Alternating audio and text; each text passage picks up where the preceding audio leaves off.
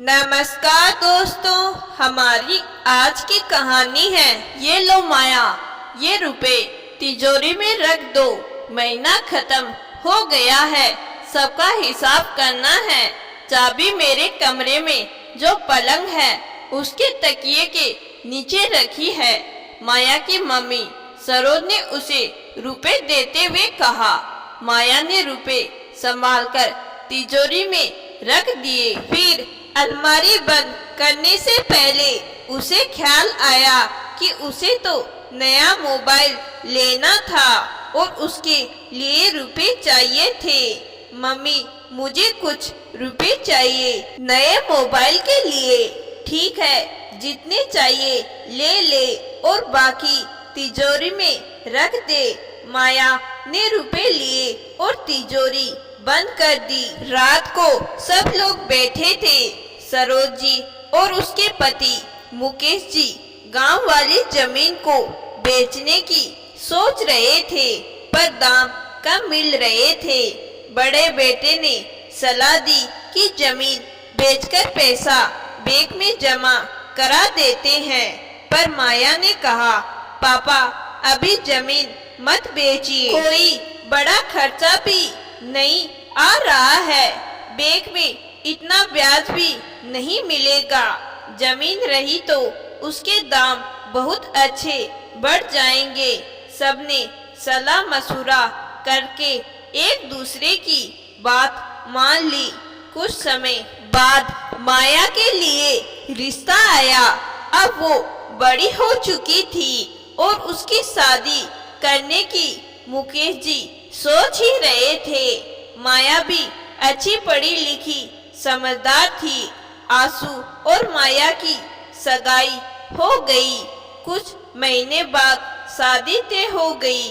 तब उन्हें पैसे की जरूरत पड़ी तो जमीन अच्छे दाम में बिक गई। माया की सलाह की सबने तारीफ की। सगाई के बाद शादी की तैयारियां चल ही रही थी कि माया की सास रागिनी जी ने उसे लहंगा पसंद करने बुलाया और कुछ लहंगे दिखवा दिए। जब माया ने उनका भाव पूछा तो रागिनी जी ने दबे स्वर से कहा, ये पैसे का लेन देन मेरा काम है, तुम चुपचाप लहंगा पसंद करो, भाव ताव मत करो। माया ये सुनकर दंग रह गई। जब वो घर वापस आई और उसने अपनी माँ सरोज जी को सब बताया तो उन्होंने समझाया, कोई बात नहीं, नया घर है, वहाँ ऐसा ही होता होगा, तुझे तो लहंगा अच्छा दिलाया है। कुछ समय बाद माया को गहने पसंद करवाने बुलाया तो माया ने अच्छे गहने पसंद कर लिए। वो उनके बारे में भी जानकारी लेना चाह रही थी कि तभी उसकी होने वाली जेठानी ने उसका हाथ दबा दिया। माया, ज्यादा मत पूछो, जितने का भी है मम्मी जी दिला देगी। जब रुपए मम्मी जी खर्च कर रही है तो तुम क्यों हर चीज की जानकारी ले रही हो? लेकिन भाभी, माया ये कहकर चुप हो गई। उसने फिर सरोज जी को बताया, गहने तो तेरे ससुराल वाले ने नए और भारी दिलवाए हैं, वरना कुछ लोग तो बहुओं को पुराने गहने चढ़ाकर औपचारिकता पूरी कर देते हैं। तू बेकार ही दिमाग लगा रही है। तेरी सास ने पैसे दे तो दिए, अब खुश हो जा। माया भी सब भूलकर शादी की तैयारियों में लग गई।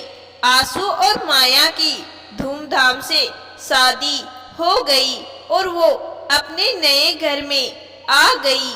माया की मुंह दिखाई की रस्म हुई तो सबने उसकी बहुत तारीफें की, आशीर्वाद दिया और बहुत सारे शगुन के लिफाफे दिए। मुंह दिखाई की रस्म के बाद जब वो कमरे में आई तो उसकी सास भी वहां पहुंच गई और जल्दी से बोली, माया बहू, मुंह दिखाई की रस्म में जितने भी शगुन के लिफाफे मिले हैं वो सब मुझे दे दो। माया कुछ बोलती इससे पहले उन्होंने टेबल पर रखे सारे लिफाफे ले लिए और बाकी उफार नौकरों को उनके कमरे में लाने को कहा। माया ने चुपचाप सब देखा पर वो कुछ नहीं बोली। अभी वो एक दिन की ही तो दुल्हन है, कुछ बोलती तो अच्छा नहीं लगता। अगले दिन उसकी चौक पूजा की रस्म थी तो उसने हलवा बनाया।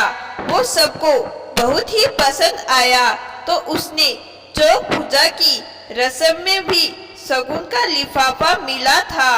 तभी उसकी जेठानी सीमा पास आकर बोलती है, लिफाफा खोलकर देख ले कितने दिए हैं, फिर वापस से लिफाफा सासू माँ को ही दे देना। इस घर में बहुओं को अपने पास रुपए पैसे गहने भी रखने का अधिकार नहीं है। लेकिन भाभी ये लिफाफा मुझे खुद मम्मी जी ने दिया है, मैं उनको ही वापस कर दूंगी तो उन्हें बुरा लग जाएगा कि मैंने उनके प्यार का मान नहीं रखा। सीमा ने आगे कुछ नहीं कहा। जब सब मेहमान चले गए तो रागिनी जी ने माया से लिफाफा वापस ले लिया। माया ने रात को अपने पति आंसू से बात की तो वो बोला, तुम बेकार ही तनाव ले रही हो। अरे अच्छा है मम्मी सब संभाल लेती है, वो घर अच्छे से चला लेती है तो उन्हें संभालने दो। वो तो ठीक है आंसू, पर शगुन देकर वापस ले लेना तो ठीक नहीं है। इस पर तो बहू का ही हक होता है। तुम ही अनोखी आई हो, भाभी तो इतने सालों से सब मान रही है, उन्हें तो मम्मी के खिलाफ कुछ नहीं बोला। माया आंसू को समझा नहीं सकी और चुप रहना ठीक समझा। उसने सोचा वो अभी नहीं है, कुछ बोलेगी तो ठीक नहीं होगा, पर धीरे धीरे वो सब ठीक कर देगी। अगले दिन रागिनी जी ने माया से उसके सारे गहने भी अपने पास रखवा लिए और कहा कि अब असली की जगह नकली गहने पहनो। आजकल असली गहने पहनने का रिवाज नहीं है। माया को बहुत ही बुरा लगा पर वो कुछ बोल नहीं सकी। 2-3 दिन बाद रविवार आया तो सीमा को सब्जी लानी थी। मम्मी जी कुछ रुपए दे दीजिए, मैं माया के साथ जाकर सब्जी ले आऊंगी और इसे भी अपनी यहाँ की सब्जी मंडी दिखा दूंगी। अपनी सास से जेठानी को पैसा मांगते देख माया हैरान थी। वो तो अपनी मम्मी की तिजोरी से खुद ही पैसे ले लेती थी। जब वो दोनों सब्जी लेने जा रही थी तो वो बोली, भाभी आपको भैया रुपए नहीं देते क्या जो आपको मम्मी जी से लेने होते हैं? इतने पैसे तो आप अपने अकाउंट से पेटीएम के द्वारा भी खर्च कर सकती हो। यह सुनकर सीमा हंसने लगी। मेरा कोई अकाउंट नहीं है और मेरे मोबाइल में पेटीएम भी नहीं है। घर का सारा रुपया मम्मी जी ही संभालती है। पापा जी, तेरे जेठ जी और आंसू भैया भी उन्हें हर महीने एक निश्चित रकम देते हैं, तभी तो वो इतना बड़ा परिवार चला रही है। आपको बुरा नहीं लगता थोड़े से रुपये के लिए उनके आगे हाथ फैलाना होता है? पहले लगता था जैसे तुझे अभी लग रहा है, फिर आदत हो गई है। दोनों सब्जी लेकर घर आ गई। घर आते ही रागिनी जी ने सारी सब्जियों के भाव पूछे और सीमा से बचे हुए सब्जी के पैसे भी रखवा लिए। कुछ दिनों बाद माया मायके जा ही रही थी तो उसने आंसू से बोला कि कुछ रुपए दे दो, मायके में मिठाइयाँ और फल ले जाना है और साथ में ही कुछ रुपए हाथ में होने चाहिए। तुम मम्मी से मांग लो, पैसे का हिसाब वो ही रखती है। यह सुनते ही माया को बहुत गुस्सा आया। मैंने तुमसे शादी की है तो मेरी जिम्मेदारी भी तुम ही उठाओगे। तुम कमाते भी हो तो मैं मम्मी जी से पैसे क्यों मांगू? मैं उनके पास पैसे मांगने नहीं जाऊंगी। तुम्हें अपनी पत्नी को मायके भेजना है तो तुम खुद ही उनसे लेकर आओगे और फिर मुझे दो। मैं मम्मी को रुपए दे देता हूँ तो फिर मांगता नहीं हूँ। तुम्हें जरूरत है तो तुम मम्मी से ले लो। आंसू बोला, मुझे नहीं पता था मुझे इस तरह पिछड़ी सोच वाला परिवार मिलेगा। और माया परेशान होने लगी। उसको मायके की तरफ से कुछ रुपए मिले थे और उसका खुद का अकाउंट भी था जो शादी के पहले खुलवाया था। वो पेटीएम भी काम में लेती थी। वो मायके चली गई। अब वो मायके में भी कुछ नहीं बोल सकती थी। अभी तो शादी हुई है, आखिर उसे वहीं रहना है। कई बार सोचा कि मम्मी से कहेगी, पर अब उसने सोच लिया था वो मम्मी को परेशान नहीं करेगी, अपनी परेशानियां खुद सुलझाएगी। जब उसे आंसू लेने आया तो पूरे रास्ते वो कार में उदास सी बैठी रही। ससुराल आकर भी वो खुश नहीं थी। माया को अब कुछ ही महीनों में घुटन होने लगी थी। परिवार की बहुओं को रुपए पैसे रखने का अधिकार नहीं था। एक दिन रागिनी जी ने कहा, कल हमारी बड़ी बेटी अपने पति के साथ आ रही है। दोनों अपनी ननंद नंदोई की खातिरदारी में कोई कमी न रखना। सीमा और माया उनके स्वागत की तैयारियों में लग गई। ननंद और नंदोई आए तो उनका अच्छे से स्वागत किया गया। अच्छा खाना नाश्ता करवाया गया। रात को सब बैठकर बातें करने लगे थे।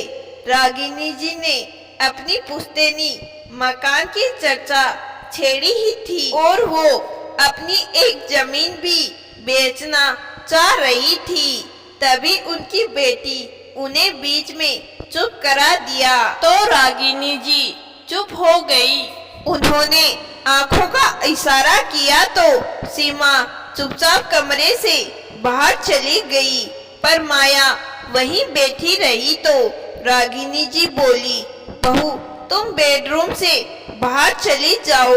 हम लोगों को घर की जमीन जायदाद के बारे में बातें करनी है और वो तुम्हारे किसी काम की नहीं है। मम्मी जी, मैं कमरे से बाहर नहीं जाऊंगी।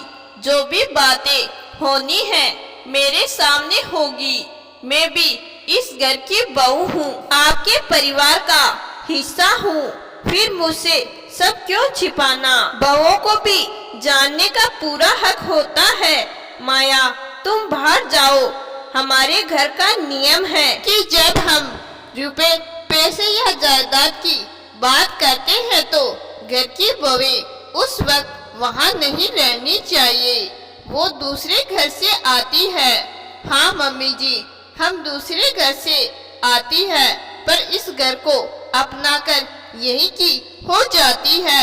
फिर हमसे ये चीजें छुपाने का क्या मतलब है?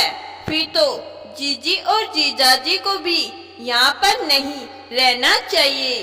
वो भी तो बाहर के हैं और अब जीजी भी तो किसी दूसरे घर की बहू बन गई है और जीजाजी भी वही के हैं। तो क्या उन पर विश्वास किया जा सकता है? तो हम पर क्यों नहीं?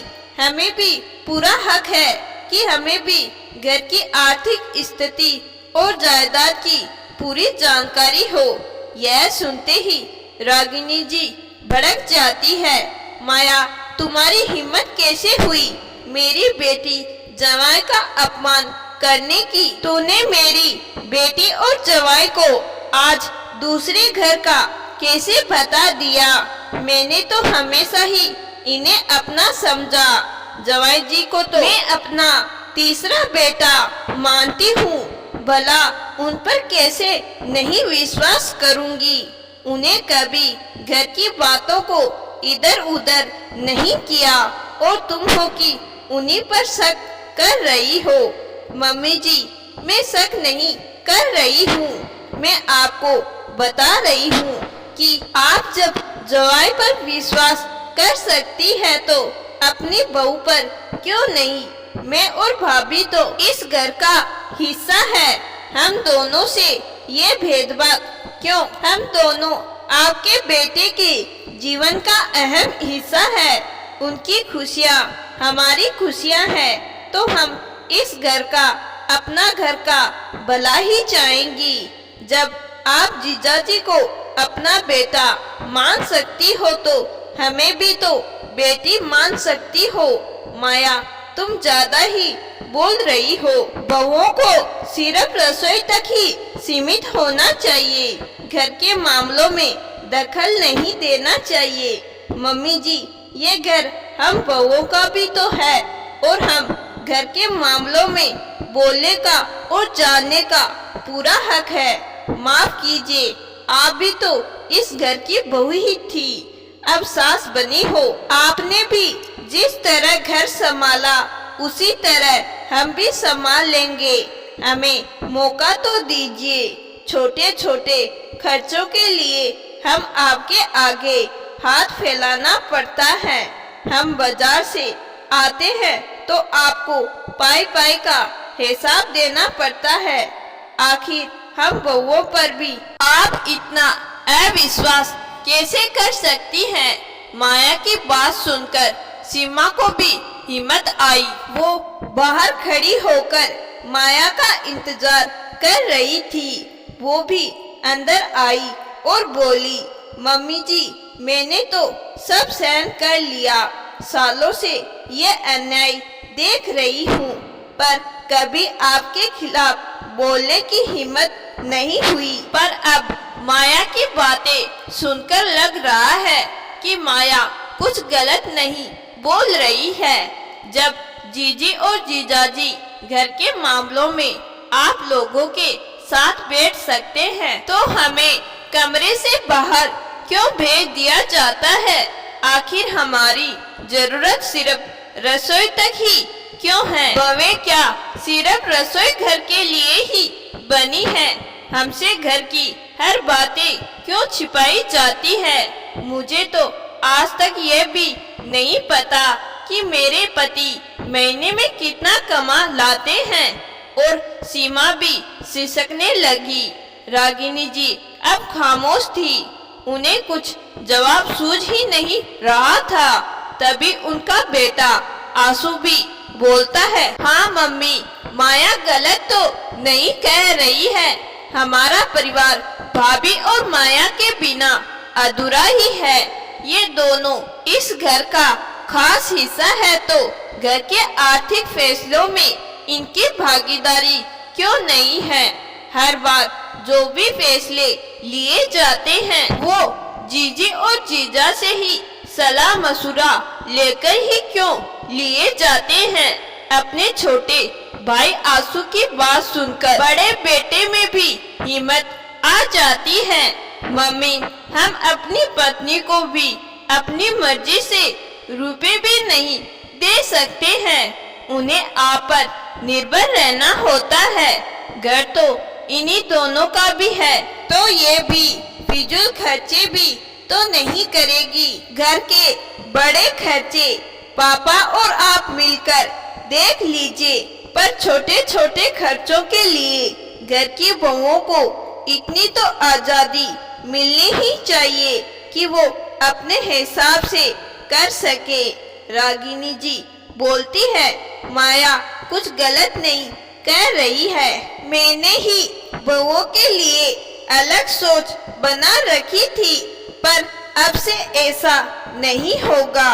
अब घर में जो भी रुपए पैसों की बात होगी वो बहुओं को साथ लेकर होगी और वो इसमें अपनी सलाह भी दे पाएगी और तुम दोनों बेटों को घर खर्चे में बराबर खर्चा देना होगा और बाकी के रुपए की जिम्मेदारी तुम्हारी पत्नियां ही उठाएगी। उन्हें जितना खर्च करना है और कितना बचत करनी है। और बेटा हो सके तो मुझे माफ कर देना।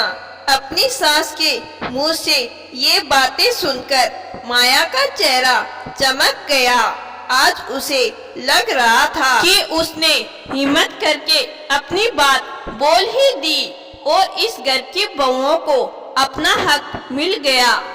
अक्सर कई घरों में बहुओं को बस रसोई घर तक ही सीमित रखा जाता है। घर में रुपए और गहने, जमीनों और जायदाद के बारे में कोई फैसला लिया जाता है तो उन्हें कमरे से बाहर भेज दिया जाता है। ये सरासर गलत है। बहुओं को भी पूरा अधिकार है कि वो घर के हर मामले में बराबर की भागीदार बने। तो दोस्तों, आज की कहानी आपको जरूर पसंद आई होगी। कहानी पसंद आई है तो कहानी को लाइक और चैनल को सब्सक्राइब जरूर करिएगा। धन्यवाद।